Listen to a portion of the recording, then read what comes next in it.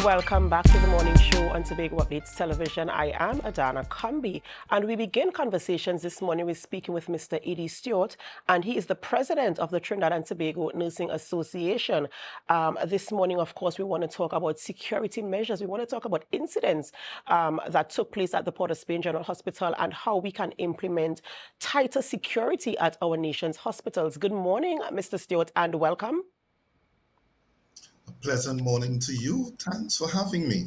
Of course, a pleasure. I know this is a very, very important conversation.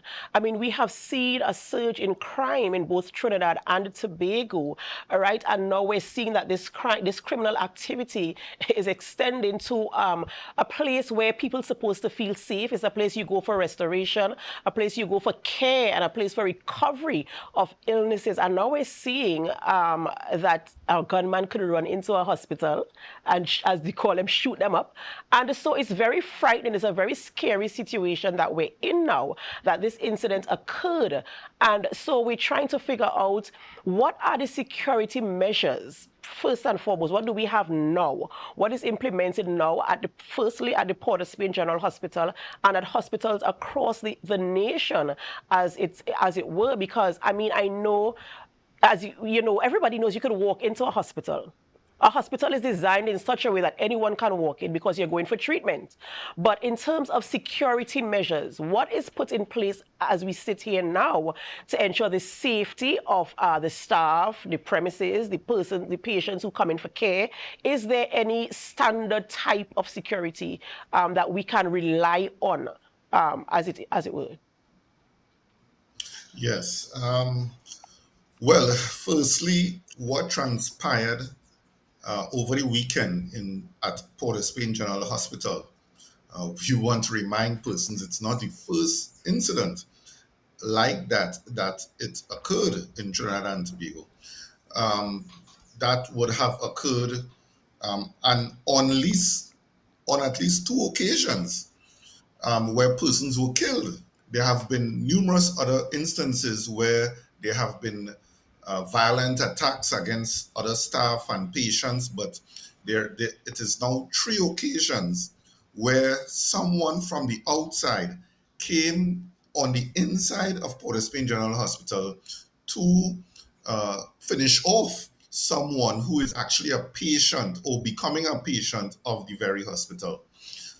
So it's indeed what we are seeing now. It is that it is becoming more and more prevalent. More and more incidences are taking place as the overall environment, the overall country is becoming a more violent place. What exists now in terms of security, as you would have rightly indicated, hospitals are designed to be welcoming, and there are not much restrictions for the exception of actually going into a couple sensitive areas.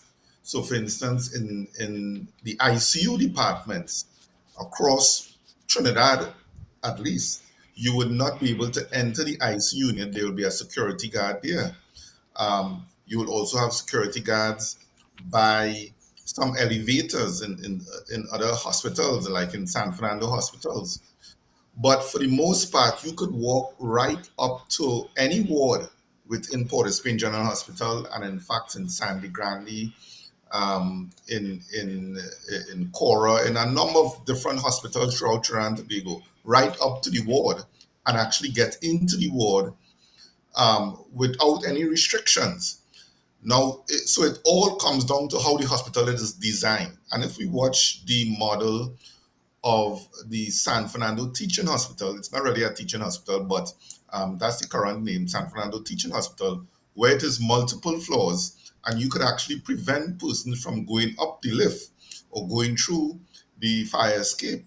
So that is a way to limit persons and only allow them to come onto the ward during visiting hours.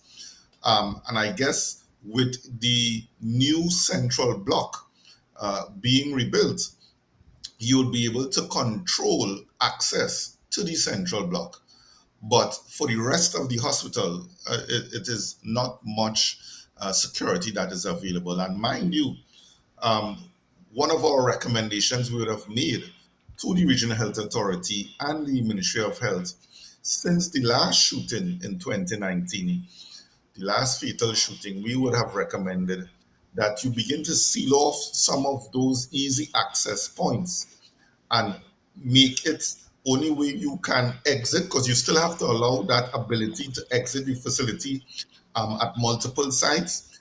Put those emergency doors where you push and be able to go out, but you have a security guard there. As opposed to now what currently exists, you can access those wards from multiple points. And it's really unsafe situation for staff and patients. I mean, um, in yesteryear, this may not have been an issue, but we have to appreciate our society has dramatically changed for the worse, and we need to take some of these corrective measures. Yeah. Mr. Stewart, I understand the position, especially because of the construction and the institution of a hospital. It has to be accessible for emergencies. You have to be able to access it quite easily. And so that is the loophole, quote unquote, that can be used for criminal activities or activities that we saw over the past weekend. And of course, as you mentioned, that happened in times past as well. And so now we have a position where staff, you feel there's your confidence, you kind of reduce your confidence in terms of thinking that you're safe. You go to work today, you're not expecting that to happen, but the possibility exists. I know that it has happened more than once. You're uncertain about yourself, you know what I'm saying? And so is there any conversation in terms of providing staff support for the staff in terms of counseling, conversations? How do you build a staff morale? How do you ensure that your staff feel comfortable and confident in terms of going to work? And should something like that happen, how do they prepare themselves psychologically to continue their shift, to do the handover? You know, there are so many things that are involved, in as much as they are not the ones who are physically attacked. Just the very fear of being in a position like that. Is there a conversation that is going to lend to that type of support for the staff? Well, let me first say staff have been attacked. So let's us acknowledge that point. Staff have been attacked, have been injured. Actually, TTNNA has actually taken a number of matters to court for injuries staff would have suffered over the years. So staff too, while they are witnessing this heinous crimes being perpetrated against patients, they also are very fearful of being attacked themselves, and they are being threatened on an ongoing basis too. All staff, not only nursing and military personnel, and particularly very hotspot areas like where the Port of Spain General Hospital sits within. It is bordered by a number of hotspots. From Belmont, Gonzales, East Dry River Community, Shafford Court, and the list is long. So it is very easy. Those persons don't even need to take a vehicle to come into the hospital. They could just walk straight in, coming from the different access points throughout the community. Now, the issue, there has been counseling offered, particularly for the staff of Port of Spain General Hospital following the incident. Um, the association is mindful that there's limited resources, and to really provide that extensive counseling could pose some challenge for the authority, but they have provided a challenge. We have actually going to meet with our members again today to assess if that counseling has been sufficient, if there needs to be ongoing.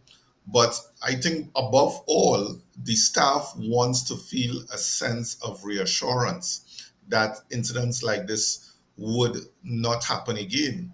And that is why we're calling for a couple of things. One of those things is there should be visible police presence ever so often. So we're saying the same police patrol that goes through Port of Spain community, they should come into the hospital, show themselves, actually sign a register that they actually visit, and there should be no less than 24 visits over a 24-hour period. So the perpetrators would have a sense that, hey, look, there's more likely than not a chance that there will be a police vehicle in close proximity. Anything less than that, having these private security firms, which have proven to be inefficient in terms of they are overworked, they are underpaid. Most of them, when you watch them, they are sleeping on themselves because they're working 24 straight hours or sometimes even 36 hours. They are not properly compensated. So that's a different issue. So they don't have that sense of buying that this organization, this Northwest Regional Health Authority or whichever authority, they are employees of them. They don't see that, have that kinship to the staff because they are moved around to whichever facility the security company wants them. And in fact, in Port of Spain General Hospital, there are 3 different private security firms. So you could only imagine the logistics trying to control of them.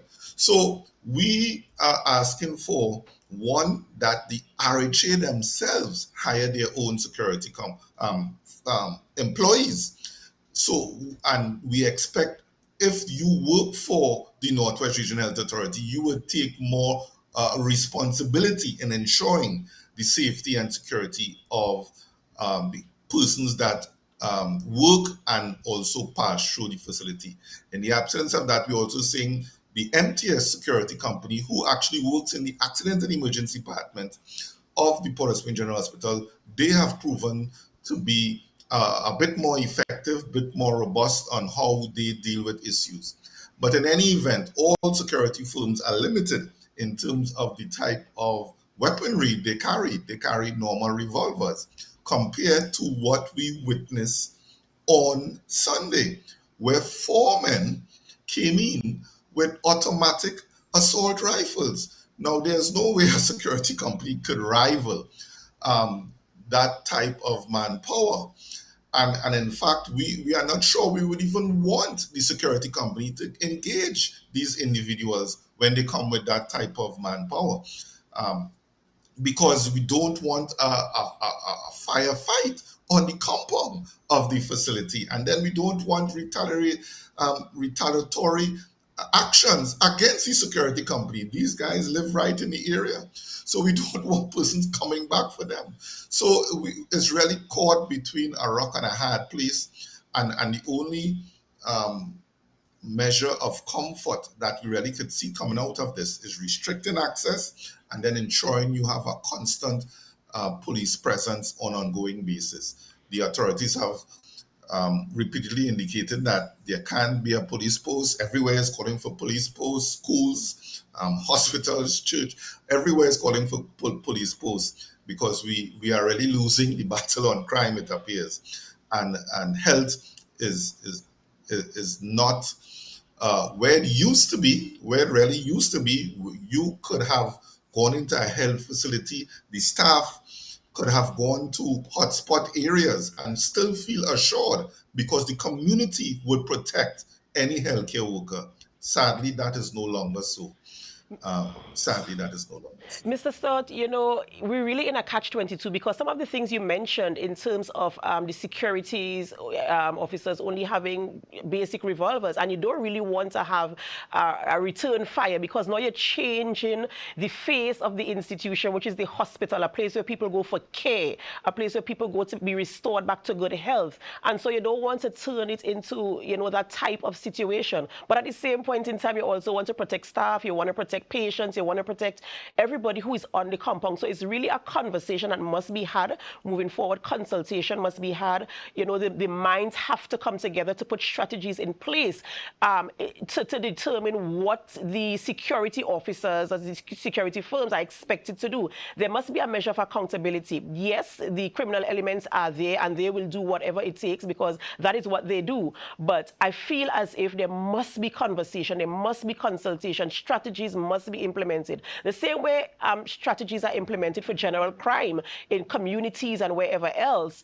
We must have some type of healthcare, if I could call it that, healthcare, policing or security, as it were, to protect those who are going for treatment. Because now you don't want somebody to be sick and ailing and afraid You understand? To go to a healthcare facility because something might happen. I mean, it's a one-off. It happened sometime in the past and it's happened again. It might not happen for another time, but then again, it might happen today. You just don't know. And so we don't want to create that measure of fear in our populace. So we want to ensure some type of engagement. I'm hoping that you can, be the voice that brings the stakeholders together to have the conversation and implement strategies that will allow for us to feel that measure of confidence again in the healthcare, the hospital facilities in Trinidad and Tobago as well. Ladies and gentlemen, we're speaking with Idi Stuart, president of the TTNA here in Trinidad and Tobago as it relates to security measures at hospitals. Thank you so much,